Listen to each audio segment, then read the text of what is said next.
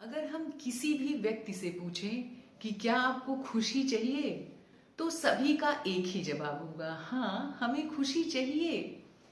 इस बात से कोई फर्क नहीं पड़ेगा कि वो किस देश, किस वर्ग, किस जाति या किस धर्म का है, क्योंकि खुशी तो सभी को चाहिए। लेकिन अगर हम ये प्रश्न पूछें कि क्या आप हमेशा खुश रहते हैं, तो सभी सोच में पड़ जाएंगे, क्योंकि खुशी की चाह तो सभी को होती है, लेकिन क्या सभी हमेशा खुश रह पाते हैं? जबकि हम देखें तो हर व्यक्ति हमेशा खुशी पाने के ही चाह में लगा रहता है। हर व्यक्ति हमेशा खुश ही रहना चाहता है, लेकिन ऐसा हो नहीं पाता है। क्यों नहीं हो पाता है?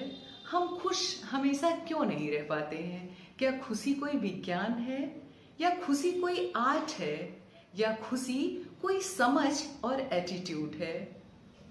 अगर हम देखें तो लाइफ में हमें तीन चीजों से खुशी मिलती है। एक मोमेंट्री हैप्पीनेस, क्षणिक खुशी, जो हमें छोटी छोटी चीजों से मिलती है, जैसे कोई मूवी देखकर, कोई अच्छी चीज, हमारी पसंद की चीज हो उसे खाकर, छोटी छोटी चीजें खरीद कर।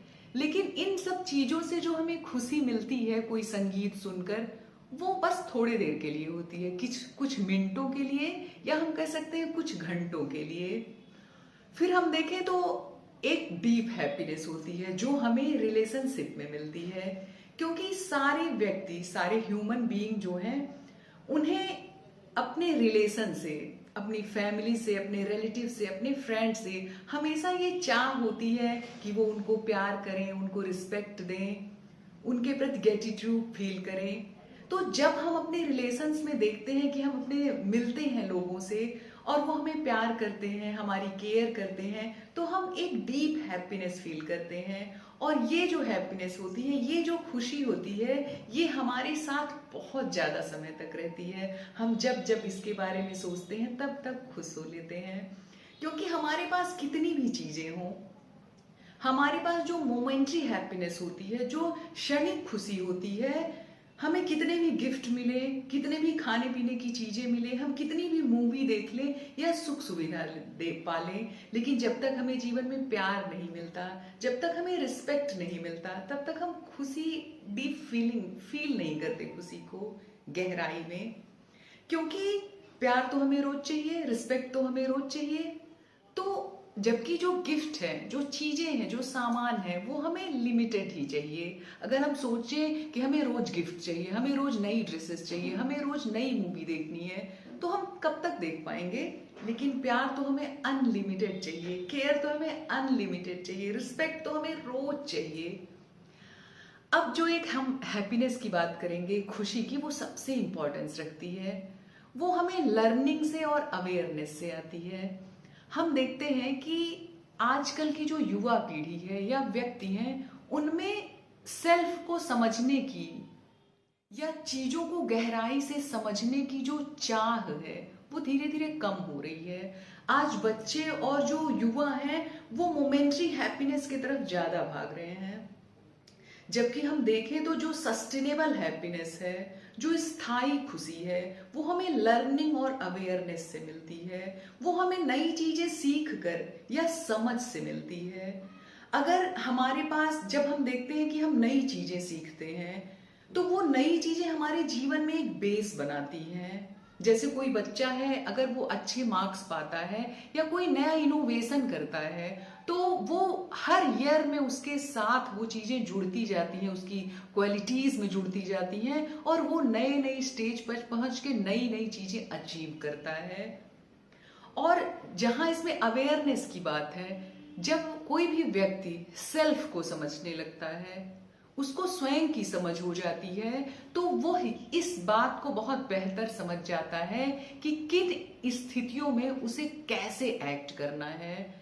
अगर किसी व्यक्ति को, कोई व्यक्ति जब अवेयर हो जाता है अपने विचारों को लेकर, अपने थॉट्स को लेकर, अपनी आइडियाज को लेकर, अपने उद्देश्यों को लेकर, तो अपने जीवन में, उसके जीवन में जब कोई संघर्ष आते हैं, कोई परेशानियां आती हैं, तो उसको भी बहुत समझदारी से वो फेस करता है। और ऐसे व्यक्ति जिनको स्वयं की समझ होती है और जिनके अंदर एक सजग जो व्यक्ति होता है, वह कभी भी अपने पास्ट की पीड़ा में, बीते हुए समय की पीड़ा में, प्रेजेंट के कॉन्फ्लिक्ट में और फ्यूचर के चिंता में नहीं रहता है। वो किसी भी इनर कॉन्फ्लिक्ट में नहीं रहता है, क्योंकि वो अपनी समझ से इन चीजों को तय कर लेता है कि हमें क्या करना है वर्तमान में, और हम अपने फ्यूचर को कैसे आज के वर्तमान प्रेजेंट टाइम में बने रहकर समझदारी से हम कैसे अपना फ्यूचर प्लान करेंगे।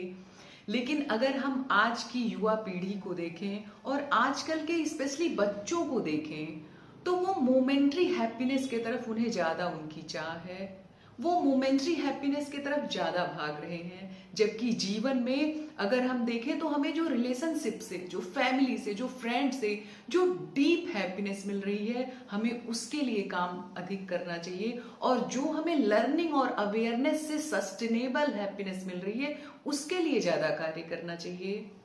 लाइफ में मोमेंट्री हैप्पीनेस भी इंपॉर्टेंस रखती है, लेकिन इसको सबसे ज्यादा इंपॉर्टेंस देने की जरूरत नहीं है, क्योंकि अगर हमने अपना समय इन मोमेंट्री हैप्पीनेस के पीछे दौड़ने में गंवा दिया, अपने समय को बर्बाद कर दिया, तो हम देखेंगे कि हम अपने लाइफ में खुश नहीं रह पाएंगे। क्योंकि जो लर्निंग और अवेयरनेस से हमें हैप्पीनेस, जो खुशी मिलती है, वो बहुत समय तक बनी रहती है, और वही हमारी लाइफ को एक दिशा देती है कि हमें चीजों को सोसाइटी के लिए, फैमिली के लिए कैसे कार्य करना है, और हमारे लाइफ में जो प्रॉब्लम्स आए उन्हें हमें कैसे पॉजिटिव रह के फेस उन्हें करना है। तो आइए हम हैप्पीनेस की समझ बनाएं, हम खुशी की समझ बनाएं, और एक ऐसी समझ और एटीट्यूड के साथ आज के युवा और बच्चों को प्रेरित करें कि वो मोमेंट्री हैप्पीनेस से हट करके अपना जो फोकस है, अपना जो ध्यान है, वो डीप हैप्पीनेस जो हमें रिलेशनशिप से मिलती है